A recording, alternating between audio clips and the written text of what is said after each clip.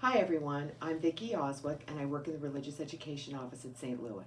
A few weeks ago I opened an email and was informed that today would once again be my turn to share a Thursday morning video with you. I decided to look ahead at the Gospel reading for September 3rd, which is Luke chapter 5 verses 1 to 11. The telling of the time Jesus sat on Simon Peter's boat and taught the crowd of people on the shore. When Jesus was done speaking, he asked Simon to lower his fishing nets in the deep water for a catch. Simon replied that he had worked hard all night and caught nothing, but if Jesus wanted him to lower his nets, he would. I'm guessing you know what happens next, especially if you happen to watch episode 4 of The Chosen.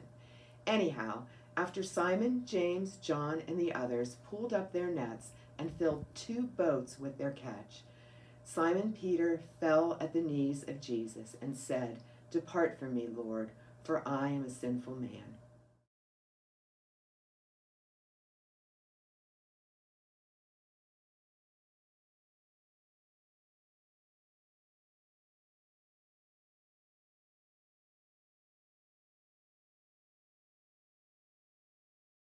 So I thought about reflecting on today's gospel with you, but instead I decided it might be better to share an article that I read in the Catholic Review.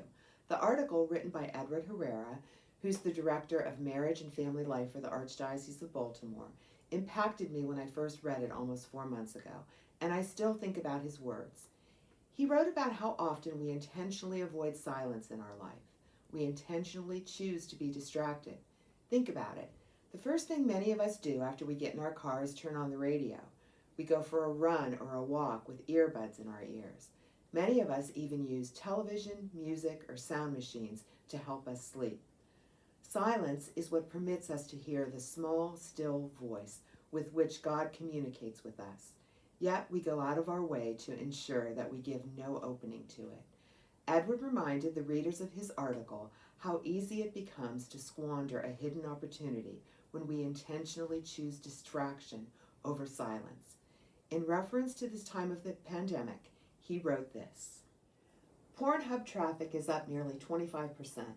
Online alcohol sales have risen 243%, and the latest, less than edifying addition to Netflix is a smash hit. Families have more time together than ever before. There's no sports, no playdates, no commutes. Rather than entering into this new familial reality, we recoil. We social distance within our own homes. We distract ourselves from the human connections that stand right before us. We prefer the cheap technological facade of endless, mindless scrolling. None of this is new, but the virus has exposed a deeper disease that has long plagued our society. Our illness isn't simply technological, though technology enables and accelerates it. Our affliction is that we've grown comfortable, anesthetized. Put simply, we refuse to even ask meaningful questions. Perhaps a sign of hope in all of this is that the technology we crave, filling our homes and children's hands with it, has now become a source of torment. We begin to realize that despite being more connected than any time in the history of the world, we are starving for relationship. After an exhausting day of endless video conferences, we return to our precious technology or some other object of consumption to pacify our anguish. Now more than ever, we must deepen the relationships around us, which afford us an opportunity to encounter God anew. We must put away the technology or any empty thing in our lives that grows vicious, or even worse, compulsive. We must spend real time with our families.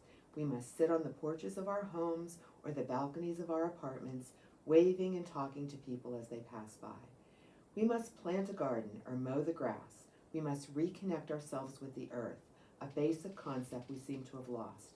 We must read a book, turning the dusty pages that cannot be found on a screen. A return to a more simple way of living can afford us the time to sit in silence.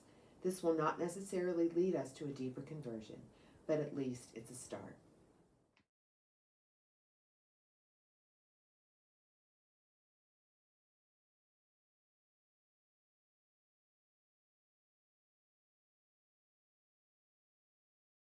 So I had decided I would talk with you about God calling us to be still and the world calling us to distraction.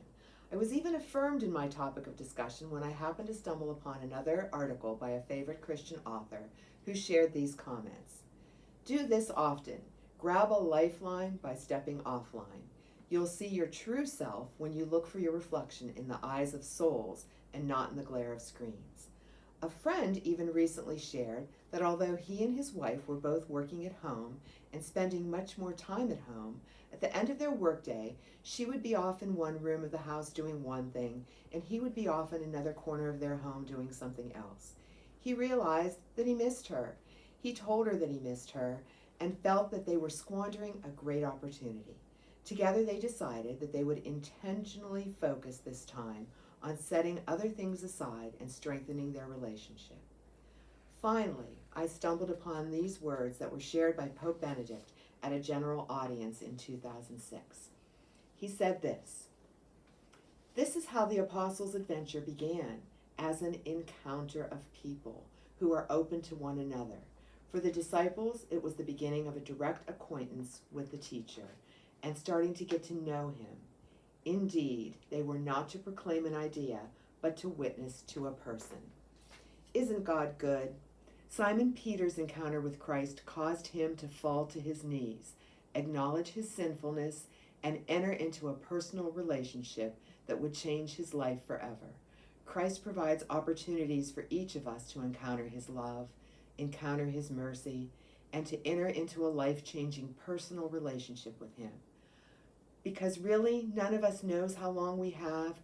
Remember this, that a pail with a pinhole loses as much as the pail pushed right over. A whole life can be lost in minutes wasted in the small relational life moments that are missed.